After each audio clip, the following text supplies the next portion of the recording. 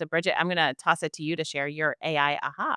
I mean, as always, I use it for a lot of things, but I guess the one I thought might be worth sharing because it feels a little two steps forward, one step back to me, but I bet others have this same experience is I really feel like I don't have a great system for keeping track of all of the different things I'm working on, thinking about, writing, planning for, our business or this podcast or many other things that I'm working on. And I will read things, send them to you, you'll send things to me, you'll screenshot something. And I think like I really need to make sure that's available when I'm thinking about that talk for whatchamacallit on whatchamacallit. Or that should go in that, that essay that I have to write for, whatever I promised it for. And then usually it just stays on my phone or somewhere in an email box. So I decided finally, like I had to work with ChatGPT. And I've done this before. I've asked about like, systems for organizing um, research projects, all the different kind of parts of one's life. And I'll say in a minute what ChatGPT recommended with respect to like personal and professional. And I have tried a couple of the different tools, and I think you use Asana for your Hmm. project work, right? And Yeah, love Asana. you're good at you guys like Asana. It seems to work well for you. Um, I because we I am a like at the AAA we are a Microsoft shop. We are at my I'm using Microsoft products. I have a ThinkPad.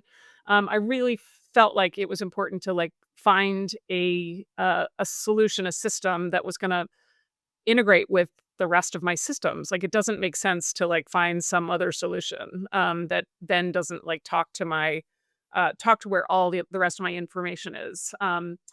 And so I asked ChatGPT to work with me like basically over the weekend to like think about what a system might look like. And it named it the Second Brain Project, Bridget's Second Brain. And and we've been iterating about, where to put what. There's basically a Microsoft product that you can access from any of your Microsoft tools. That's a it's a notebook, and ChatGPT's been helping me with how to organize it, to be able to think about where different things go. There was a while where ChatGPT wanted to see how I was doing, and it was like it gave me some code to copy into another program so that I could then like let it see my notebook. That didn't go so well.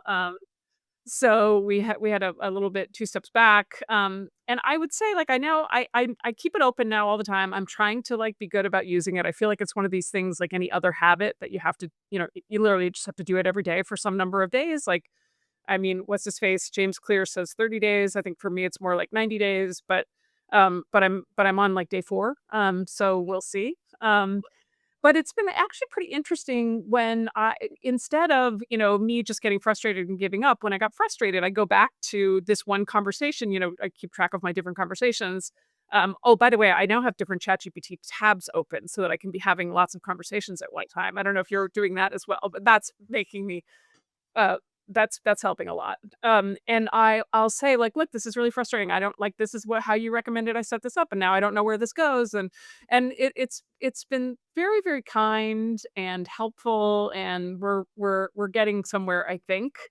But I will say it's definitely giving me like technical advice, but it's Mhm. been more of a like just like I needed, a smart assistant or, intern to come like help me like look at all this and talk me through it and see how to organize it. So it's really been more of a like strategic partner on how this like will work for my life. Oh, and the one thing I wanted to say was ChatGPT feels very strongly that I should not have separate notebooks for the things that I'm organizing like for my personal life, which I don't know why ChatGPT knows so much about my personal life because I don't think there's like I don't have that much time to have very many projects in my personal life, but ChatGPT thinks that you should just have it all in one notebook, and it has advice for, where you can put that other stuff. It thinks that if you have to have, like, different systems, you won't keep up with it, like, it won't be as effective. So Which is uh, I mean, from the times I've taken tutorials on, like, managing your life, that's consistent with expert advice, right? totally. It's yeah, I mean, it's the bullet journal, like, theory too, right? Like, I Yeah, do my to-do lists don't separate, and yeah. that's the bullet journal theory, right? So So anyway, I have some, like, I don't they don't need much tending to because I don't really have that much time, but yeah. Anyway. Um, but to go back to your point about you sort of need like a smart intern to come in now and help you figure out these tasks. This is something I keep thinking about. How do you think about that like execution step? Do you have strings on your ChatGPT like I do where you've Yes. asked it like a really cool thing and you get really excited and then you have to go do something and you never look at it again? I do, but I yes, there are definitely things like that that I never look at again. But there are others that I do look at again. Like, I will go back and, get back into that conversation I was having when it's time for me to focus on that thing again. I can't help myself. Like, sometimes I just, like, I will say, "God, this is a great question for ChatGPT," and I'll get, like, a really good starting point, and it'll be more than a starting point, and then I'm like, "Well, I don't have all the time to, like, build it right now, so I'll go back to it." And sometimes I do go back to it, and sometimes I don't, but it did give me the foundation that I want. It's like a idea generator, right? Like, it's always an idea generator. I mean, we've sort of like joked about we can't wait till there are humanoid robots that we can Mhm. infuse with Gen AI to go do these things. But I sort of have that wish all the time that I wish there were like some shadow version of me when I go off to do whatever I had to do that could just take the concept that ChatGPT spit out and And do execute on it and yeah, do it. yeah. Um, and I wonder if that's what the future of work looks like. It's like we've talked about this before, like you just become a generalist at conducting different AIs and learning how to be facile with them in a way that helps you do a million things at your job versus just like this narrow set of tasks.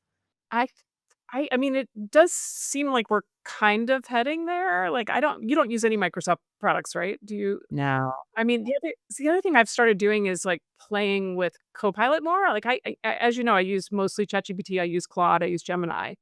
Um, and and occasionally, if I'm on X, I use Grok to explain things that I don't understand, so I can just get the quick cultural references that I'm too old to understand. But I started playing with, like, the Microsoft Copilot just to see, like, well, what am I missing here? Like, again, I should be leaning in to my Microsoft tools since I have so many of them and so much information is stored across Microsoft products for me. And they have all these agents in Microsoft Copilot. And so I started, like, getting some of those agents. In fact, they have a monday.com agent, and monday.com is a program we use for project management. And so I was like, Yeah, connect to my stuff." So I'm trying to connect, like, through Microsoft's agents to see if that, allows me to do what you just said. Like, I am off doing some presentation and my agents are continuing to work on that, thing that I have to do that I don't want to stay up late doing. But Yeah. I mean, I'm excited as well. We don't use Microsoft, but we're a Google Workspace team.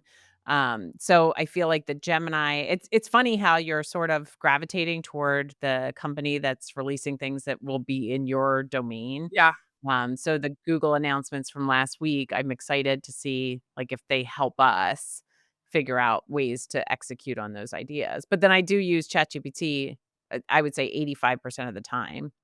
and as does everybody else, by the way, including, like, every lawyer we now Lawyers. know, right? From, like, the Yeah. Law 360 surveys, like, lawyers are using ChatGPT, like, 10 times more than even the legal AI tools, right? Like, it's Yeah. stunning, yeah. And we're gonna Alright, have an episode coming up about how you can be using those tools even if you're, at a firm that doesn't have, like, the fancy specific application tools and why it might even be better to use those tools.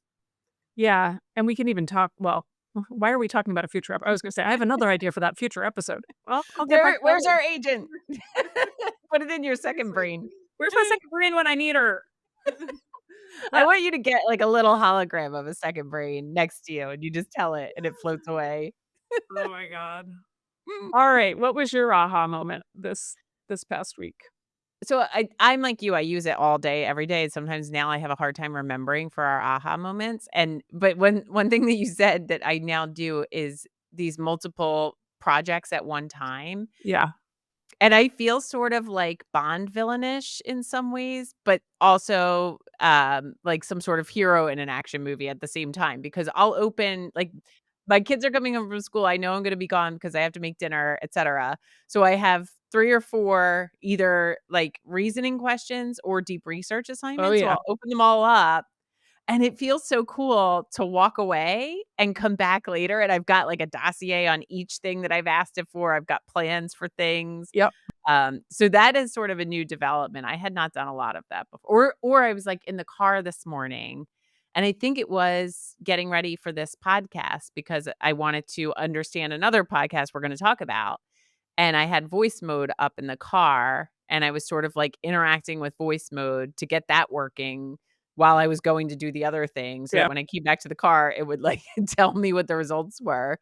So just generally, like, orchestrating a lot of AIs at once. And then I told you we took my son who turned 10 to New York for, his birthday on Friday to a Broadway show, and I was really excited about it, and we bought Amtrak tickets, made dinner reservations, and bought tickets to a show. So I took screenshots of all 3 confirmations from my email and uploaded them to ChatGPT and just said, like, "Tell me the perfect way to sort of move through this experience, like, create an itinerary for me, Yeah. basically." Yeah. But it just read all of the pictures and then created an itinerary, but it also told me, like, what time I should leave my house in Philly to get to 30th Street to make the train, how much buffer time to build in because I'm taking 2 small kids, which I always forget to do, and then I'm, like, yelling at everybody because it takes twice as long. And then it Yeah. said, "Oh, this restaurant you're going to has a special, like, sparkler birthday song that they'll come out and like, make sure you tell Oh, them and they'll do cool. that for your son." And they did that, and so it was, like, really cool just to see it look at the visual information and turn it into a whole itinerary. Yeah. Yeah, so, like, Project Spigot, oh my god, and then I took it to the nail salon with me. I asked it to tell me, like, the most popular OPI color. I've fully gone, like, jumped the shark with this ChatGPT. I asked it because I never get my nails done, and I said, "What are, like, the hot OPA nail colors for summer 2025?" Because I know there are a gazillion Yeah. blogs about it. Yeah. And it told me all the ones, it recommended one, and then it was so sad because I got to the nail salon and I realized for the first time that my eyesight's going and I couldn't read the name on the bottom of the bottle, so I'd done all this research, but then I was like, "I can't do anything with this," but yeah. I use it for things big and small and stupid and important. Thank you for tuning in to 2030 Vision, AI and the Future of Law. If you enjoyed this episode, please subscribe to our podcast and leave a review. Stay informed and inspired as we continue to explore the AI-driven future of the legal profession. We'll see you next time.